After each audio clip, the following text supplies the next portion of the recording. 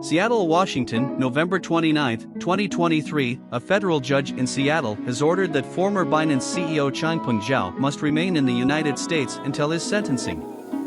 The ruling comes after the government appealed an earlier decision that would have allowed Zhao to return to his home in the United Arab Emirates before his sentencing.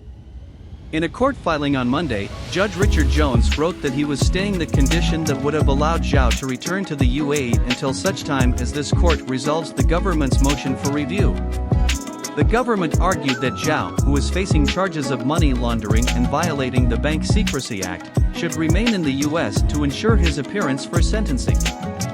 Zhao's attorneys argued that he has no ties to the U.S. and that he is not a flight risk.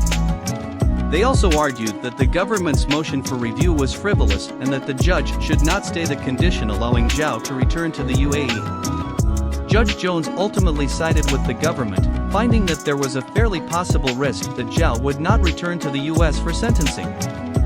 He also found that the government's motion for review was not frivolous and that it raised substantial questions about the prior ruling.